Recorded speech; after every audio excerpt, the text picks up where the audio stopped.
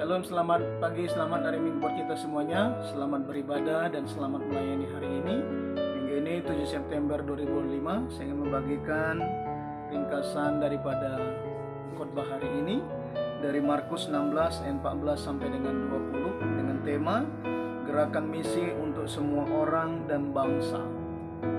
Ya, gerakan misi diharapkan menjadi gerakan yang terus hidup dan terus berkobar di hati anak-anak Tuhan. Tapi kita akan melihat bagaimana dari pembacaan teks ini, saya melihat ada 3 kebenaran yang akan mendorong kita supaya gerakan misi itu tetap berkobar, gerakan misi itu tetap hidup dalam kehidupan kita sebagai orang-orang yang sudah menikmati berita keselamatan. Tentunya gerakan misi ini berhubungan dengan menyatakan kebaikan, menyatakan kasih Allah, menyatakan pendamaian. Itulah Injil, berita sukacita, berita pendamaian atas anugerah Tuhan. Tapi kita akan melihat bagaimana ada 3 kebenaran yang harus kita pahami. Pertama, gerakan misi, gerakan pemulihan, gerakan pemberitaan kabar baik itu setelah dimulai dari Allah sendiri, Allah pencipta langit dan bumi. Ya, itu Allah sendiri yang pertama berinisiatif, itu yang disebut dengan protoevangelium atau penginjilan pertama dalam Kejadian 3:15. Kemudian itu menjadi sebuah Injil pertama atau berita pertama tentang keselamatan bagi seluruh bangsa, ya, bahkan seluruh umat manusia. Dan kemudian penggenapan daripada berita Injil itu terjadi di dalam Yesus Kristus, ya. Jadi misi itu telah dimulai dari Allah sendiri yang mengasihi manusia. Yohanes 3:16 berkata, karena begitu besar kasih Allah akan dunia ini sehingga telah mengaruniakan anak yang tunggal, sehingga setiap orang yang percaya tidak binasa melainkan beroleh hidup yang kekal, sebagai bentuk anugerah Allah. Kenapa begitu penting? Roma 3:23 katakan, sebab semua orang telah berbuat dosa dan telah kehilangan kemuliaan Allah. Roma 6:23, sebab upah dosa adalah maut, tetapi kasih karunia Allah ialah hidup yang kekal.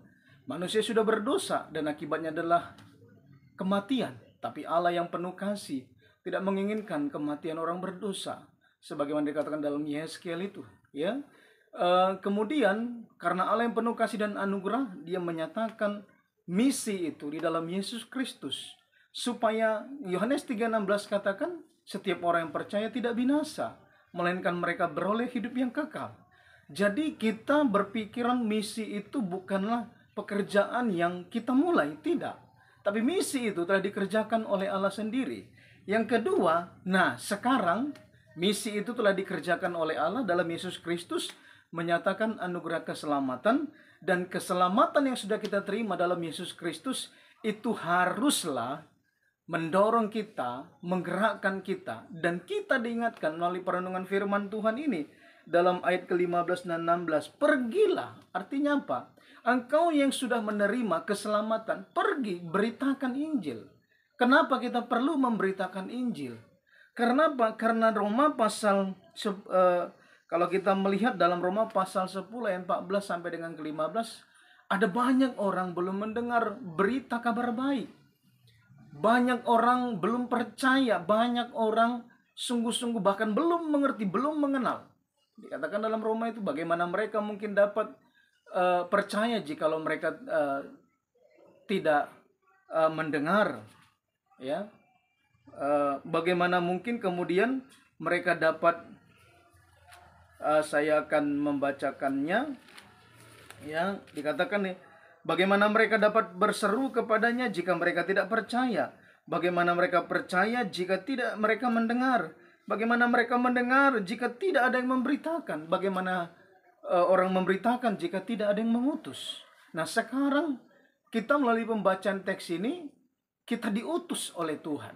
Oleh Tuhan sendiri sebagai pekerja misi awalnya. Ya, kita diutus kembali supaya orang lain bisa percaya, bisa mendengar, bisa mengaku tentang pendamaian di dalam Yesus Kristus, tentang keselamatan di dalam Yesus Kristus. Karena itu, sebagai anak-anak Tuhan kita tidak boleh diam, harus terus memberitakan kabar baik, memberitakan kabar pendamaian dari Allah. Karena hanya di dalam Yesus Kristuslah keselamatan itu bisa kita terima. Bukan karena perbuatan baik, karena tidak ada manusia yang sempurna berbuat baik.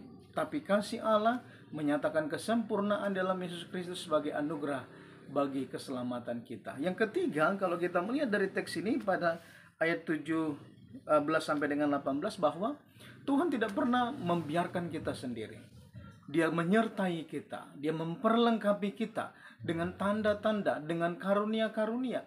Bahkan sekalipun kita tidak dapat melihat secara langsung, tapi Allah di dalam Yesus Kristus yang dikatakan Immanuel, dia beserta kita selalu. Karena itu ketika kita bersaksi, menyatakan berita kasih karunia Allah, jangan pernah takut. Karena kita disertai Tuhan. Karena kita akan dimampukan Tuhan. Karena kita akan diperlengkapi Tuhan.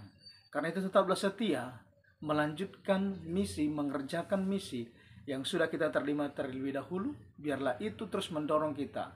Karena kasih Allah yang begitu mengasihi kita, dan kasih Allah yang telah mengubahkan kita, hendaklah kita juga digerakkan oleh kasih juga untuk melihat orang lain, sehingga orang lain juga dapat menikmati kasih karunia Allah. Amin. Selamat hari Minggu. Tetap semangat di dalam mengerjakan, memberitakan berita keselamatan, berita pendamaian daripada Allah. Tuhan Yesus memberkati, Tuhan Yesus memperlengkapi, Tuhan Yesus menolong kita semuanya. Selamat hari Minggu. Tuhan Yesus memberkati.